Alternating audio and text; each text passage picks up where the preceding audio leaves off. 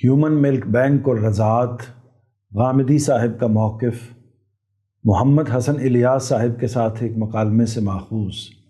حقیقی ماں کی جگہ اگر کوئی دوسری عورت بچے کو اپنا دودھ پلائے تو وہ اس کے لیے بمنزلہ ماں ہے۔ شریعت نے اسے رضاعی ماں کا درجہ دیا ہے اور اس کے رشتہ داروں کو اسی مادرانہ تعلق پر محمول کیا ہے۔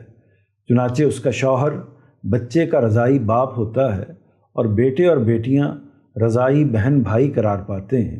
یہی معاملہ باقی رشتوں کا ہے۔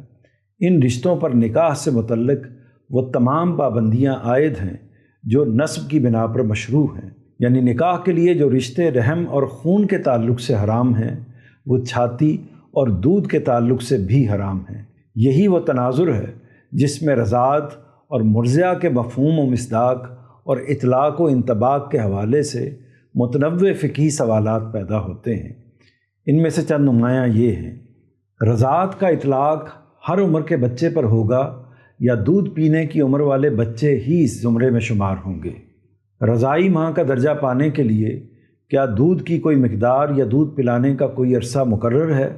کوئی خاتون اگر کسی بچے کو اتفاقاً یا وقتی ضرورت کے تحت چند گھونٹ دودھ پلا دے تو کیا اسے رضاعی ماں کا درجہ حاصل ہو جائے گا؟ اگر چھاتی سے دودھ نچوڑ کر کسی اور ذریعے سے بچے کو پلا دیا جائے تو کیا اسے بھی رضاعت سے تعبیر کیا جائے گا؟ یہ اور اس نوعیت کے بعض دیگر سوال ہمیشہ علماء و فقہا کے سامنے آئے ہیں اور انہوں نے اپنے اپنے علم و فہم کے مطابق ان کا جواب دیا ہے۔ موجودہ زمانے میں قائم ہونے والے ہیومن ملک بینک، جس میں متعدد خواتین کا دودھ اکٹھا کر کے مختلف صورتوں میں دستیاب کیا جاتا ہے، کے بارے میں بھی اسی نوعیت کے بعض سوال پیدا ہوئے ہیں۔ ان میں بنیادی سوال یہ ہے کہ کیا ایسے بینک کا جمع کیا ہوا دودھ پلانے پر رضاعت کے احکام کا اطلاق ہوگا اور نتیجتاً دودھ فراہم کرنے والی تمام خواتین رضاعی مائیں قرار پائیں گی؟ ہمارے فقہا کی عمومی رائے کے مطابق اس سوال کا جواب اسبات میں ہے۔ وہ ایسی ہر صورت پر رضاعت کا حکم لگاتے ہیں جس کے نتیجے میں دودھ بچے کے پیٹ میں جا کر اس کی خوراک کا حصہ بن جائے۔ ان کے نزدیک رضاعت کے حکم کی علت دودھ کی پیٹ میں منتقلی ہے، منتقلی کا ذریعہ نہیں ہے۔ چنانچہ ماں کا دودھ چھاتی سے پلایا جائے یا کسی برتن مثلاً گلاس، بوتل، چمچ وغیرہ سے، ہر دو صورتوں میں وہ اسے رضاعت پر محمول کرتے ہیں۔ فقہا کے اس موقف کی روشنی میں ہیومن ملک بینک پر کوئی اصولی اعتراض وارد نہیں ہوتا۔ اس صورت میں تعدد رضاعت واقع ہوتی ہے جو ممنوع نہیں ہے، یعنی وہ تمام خواتین بچے کی رضاعی ماں قرار پاتی ہیں جن کا دودھ اس کے حلق سے اتر کر خوراک کا حصہ بنا ہے۔ یہی وجہ ہے کہ ہمارے علماء نے اس پر کوئی اصولی تنقید نہیں کی۔ ان کی تنقید اس کے طریقہ کار اور اس کے ممکنہ نتائج پر ہے۔ اس طریقہ کار میں یہ مسئلہ ہے کہ نہ دودھ مہیا کرنے والی خاتون کی شناخت ہو سکتی ہے اور نہ اس کے پلائے گئے دودھ کی مقدار کا تعین کیا جا سکتا ہے، لہٰذا رضاعت کا معاملہ محل اشتباہ میں آ جاتا ہے۔ اس اشتباہ کے نتیجے میں یہ اندیشہ قائم ہو جاتا ہے کہ انجانے میں ایسے افراد باہم رشتہ ازدواج میں منسلک ہو جائیں جو در حقیقت رضاعی رشتہ دار ہوں اور ان سے نکاح ممنوع ہو۔ یہی وہ اندیشہ ہے کہ جس کی پیشگی روک تھام کے لیے ہمارے علماء نے سد ذریعہ کے اصول پر ہیومن ملک بینک اور اس کی مصنوعات کو ناجائز قرار دیا ہے۔ اس ضمن میں استاذ گرامی جناب جاوید احمد غامدی کا موقف درج ذیل نکات پر مبنی ہے۔ اولاً اللہ تعالیٰ نے جن معاملات میں حرمت قائم کی ہے ان کے بارے میں حساسیت ناگزیر ہے۔ یہ حساسیت اس حدود آشنائی کی اساس ہے جو نفس کی پاکیزگی کے لیے ضروری ہے۔ چنانچہ دین کا منشا ہے کہ لوگ اللہ کی قائم کردہ حرمتوں کے قریب بھی نہ جائیں، اور اگر کوئی مشتبہ صورت درپیش ہو تو اس سے گریز اور کنارہ کشی کا رویہ اختیار کریں۔ مجبوری اور اضطرار کی حالت میں البتہ ایسی چیزوں کو استعمال کیا جا سکتا ہے۔ اس صورت میں بھی بقدر ضرورت استعمال کرنا چاہیے، ہنین مریا ہرگز نہیں بنا لینا چاہیے۔ انہیں مرغوب اور مستعمل بنانے سے حرمت کی شناخت کا احساس بتدریج ختم ہو جاتا ہے اور انسان آگے بڑھتے بڑھتے ان حدود سے بھی گزر جاتا ہے جن کی پابندی اس کے تزکیہ نفس کے لیے ضروری ہے۔ ہیومن ملک بینک سے وہ حساسیت مجروح ہوتی ہے جو رضاعت کے باب میں شریعت کا مقصود ہے۔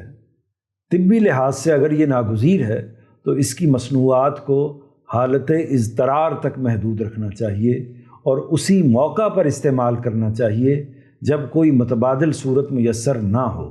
ثانیاً، جہاں تک اس سوال کا تعلق ہے کہ کیا ہیومن ملک بینک یا اس طرح کے کسی بندوبست کو رضاعت پر محمول کیا جا سکتا ہے، تو اس کا جواب نفی میں ہے۔ رضاعت کی علت فقط دودھ کا حلق سے اترنا نہیں بلکہ وہ پورا مادرانہ عمل ہے جو ایک عورت ماں کے قائم مقام کے طور پر انجام دیتی ہے۔ اس میں پہلے وہ بچے کو دودھ پلانے کی ذمہ داری اٹھانے کا فیصلہ کرتی ہے، پھر اسے گود لیتی ہے اور اپنی چھاتی کے ذریعے سے دودھ پلانے کا سلسلہ شروع کرتی ہے۔ قرآن مجید میں اس عمل کے لیے رضا اور ارضاء کے افعال استعمال ہوئے ہیں۔ ان کے معنی چھاتی کو چوسنے کے ہیں۔ رضع امتصت ثدیہ، یعنی بچے کا عورت کی چھاتی کو چوسنا۔ تاج العروس جلد 21 صفحہ 96۔ ان میں ارضاء کا فعل مبالغے پر دلالت کرتا ہے۔ اس کا مطلب یہ ہے کہ وہی عمل حقیقی معنوں میں رضاعت قرار پائے گا جس میں دودھ پلانا اتمام، اکمال اور اہتمام پر مبنی ہو۔ اس کے بغیر دودھ پینے یا پلانے کو رضاعت سے تعبیر نہیں کیا جا سکتا۔ امام امین حسن اصلاحی لکھتے ہیں، رضاعت کے رشتہ کو مادرانہ رشتے سے مشابہت حاصل ہے۔ جو بچہ جس ماں کی آغوش میں اس کی چھاتیوں کے دودھ سے پلتا ہے وہ اس کی پوری نہیں تو آدھی ماں تو ضرور بن جاتی ہے۔ پھر یہ کس طرح ممکن ہے کہ جس کا دودھ اس کے رگ و پے میں جاری و ساری ہے اس سے اس کے جذبات و احساسات متاثر نہ ہوں؟ اگر نہ متاثر ہوں تو یہ فطرت کا بناؤ نہیں بلکہ بگاڑ ہے، اور اسلام جو دین فطرت ہے اس کے لیے ضروری تھا کہ اس بگاڑ کو درست کرے۔ لیکن یہ ضرور ہے کہ یہ تعلق مجرد کسی اتفاقی واقعے سے قائم نہیں ہو جاتا۔ قرآن نے یہاں جن لفظوں میں اس کو بیان کیا ہے اس سے یہ بات صاف نکلتی ہے کہ یہ اتفاقی طور پر نہیں بلکہ اہتمام کے ساتھ ایک مقصد کی حیثیت سے عمل میں آیا ہو تب اس کا اعتبار ہے۔ اول تو فرمایا ہے تمہاری وہ مائیں جنہوں نے تمہیں دودھ پلایا ہے، پھر اس کے لیے رضاعت کا لفظ استعمال کیا ہے، وَأَخَوَاتِكُم مِّنَ الرَّضَاعَ۔ عربی زبان کا علم رکھنے والے جانتے ہیں کہ ارضاء باب افعال سے ہے جس میں فی الجملہ مبالغہ کا مفہوم پایا جاتا ہے۔ اسی طرح رضاعت کا لفظ بھی اس بات سے اباع کرتا ہے کہ اگر کوئی عورت کسی روتے بچے کو بہلانے کے لیے اپنی چھاتی اس کے منہ سے لگا دے تو یہ رضاعت کہلائے۔ تدبر قرآن جلد 2 صفحہ 275۔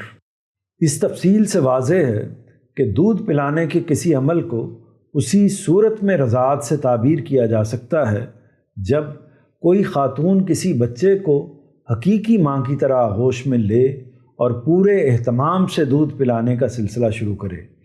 اسی بنا پر اطلاقی لحاظ سے دیکھا جائے تو رضاعت درج ذیل اوضاع و افعال کی مجموعی صورت کا نام ہے۔ بچہ دودھ پینے کی عمر میں ہو، خاتون رضائی ماں کے طور پر اسے دودھ پلانے کا فیصلہ کرے، اس مقصد کے لیے وہ اسے اپنی آغوش میں لے، پھر اسے اپنی چھاتیوں سے براہ راست دودھ پلانے کا سلسلہ شروع کرے۔